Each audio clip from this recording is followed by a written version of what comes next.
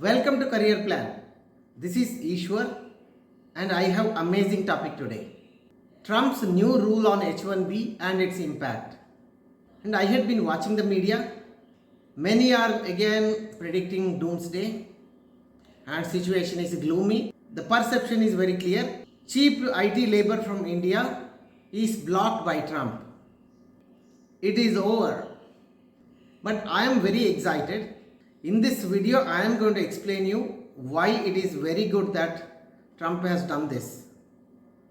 If you are a job seeker or generally interested in career topics, this channel is for you. Hit the subscribe, hit the bell icon and press like for this video. Single biggest issue at the moment, Indian IT has a perception problem that it is a cheap labor. With the Trump's new rule, what happens? First, let's understand the new rule. Earlier the visa was based on the lottery system. Now it is based on the salary. If the salary is very high, higher than others, the general assumption is that it is a much needed role in the US. That's the reason the salary is high, and then let's give them the visa. If the wage is lower, that means that US must block such cheap labor tactics. So this is the premise on which the rule has changed. With this rule change, Indian IT, if there is any guy in the US with H1B, he is no more cheap labor. Because it is based on the high wages, not based on cheap labor. So this is a very good win for India. Okay, you may say that okay, this is good at the image level, but actually what happens? Indian IT service companies, they pay low wages, and if they don't get visa, what happens? So this is where I want to explain little more about how IT works. See, I have worked in all sorts of companies in tech in India for past 25 years. I also have worked in the US on work permit.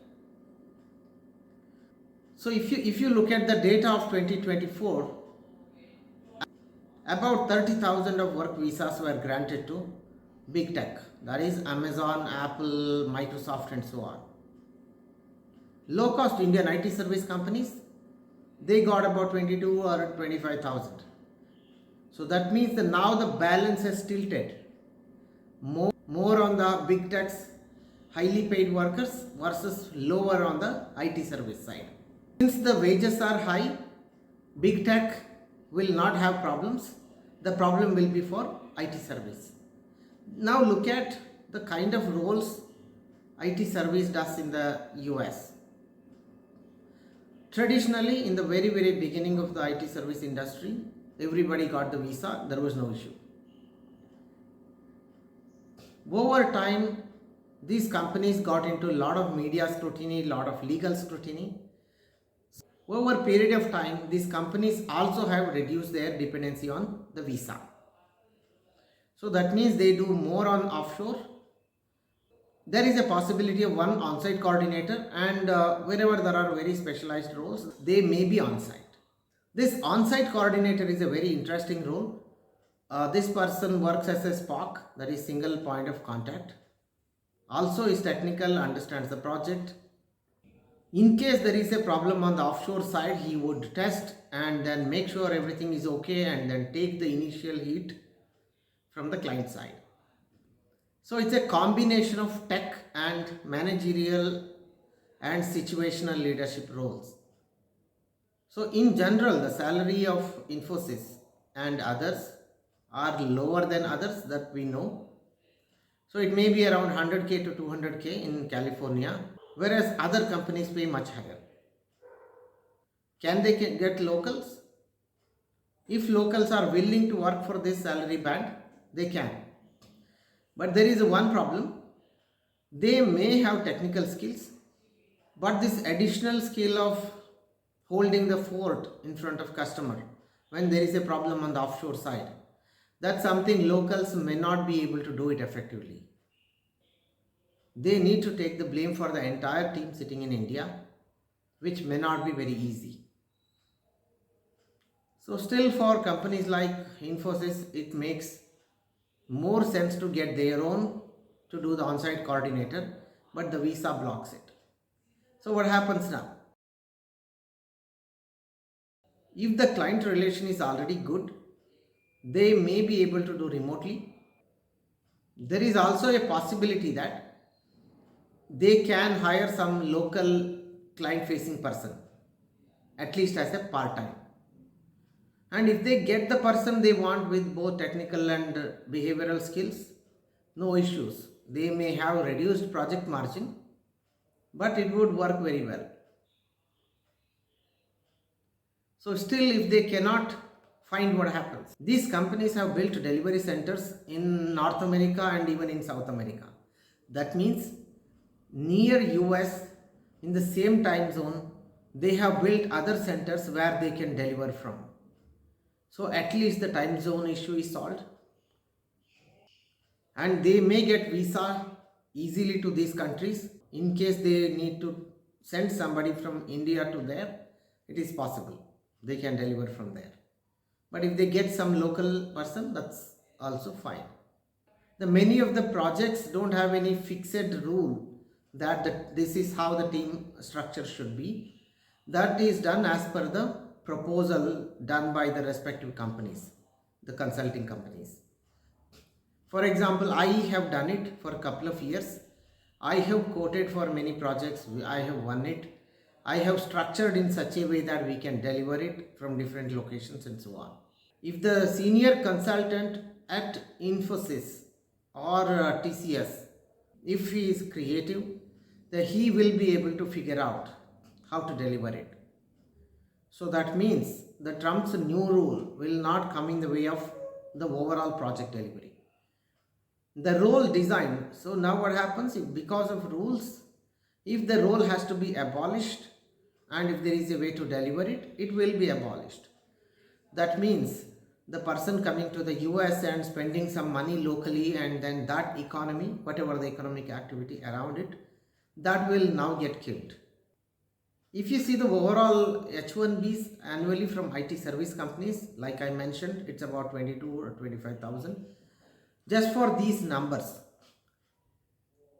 the entire India had been getting blamed as cheap labor, and then somebody was scamming. Now this rule change can give a huge reputation booster. Big tech anyway is safe because they pay very high salaries. There is a third factor I want to bring in. See, many times why H1Bs are needed, because in software almost every role is so specialized and so unique.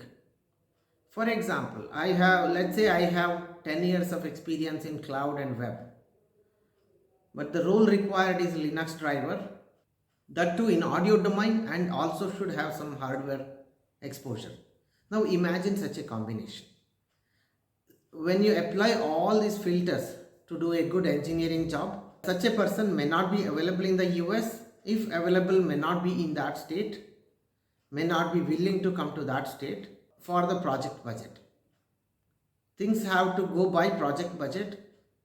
Now imagine a particular product that has to compete with China. For the sake of budget and then the new H1B rule, if they cannot get it there, then what happens to the role? They still have to deliver the product at that budget. Otherwise, they cannot price the product properly, which can compete with its competitors. That's when the entire role gets shifted, probably to India. In the middle of all of these things, there is another side effect that's on jobs like nursing. At the moment, US is facing a huge shortage of nurses. If they want to fill this gap through H1Bs, now they cannot. Nurse salary in the US would be much lower than the Microsoft engineer's salary.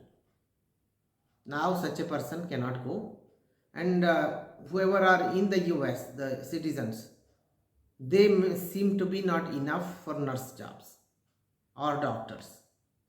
Hopefully America is going to solve it, but in the meanwhile, for the tech, this new rule is better because it cleans up the reputation issue. What is the takeaway in this for the job seeker? If you observe how these roles keep changing as per the laws and the situations, you will also see the emergence of the job roles, the new JDs, how they emerge, what combinations are required. So as a job seeker, you need to know these dynamics, because the job roles, the JDs, whatever you are going to get, they may change according to these situations. If you are able to put together a story about your profile in a way that fits into these new adapted JDs, then you are a winner. So that is the reason you need to keep watching this kind of news, and that is the reason you need to subscribe to this channel if you have not done it already. Subscribe now, like, share, and hit that bell icon. See you later.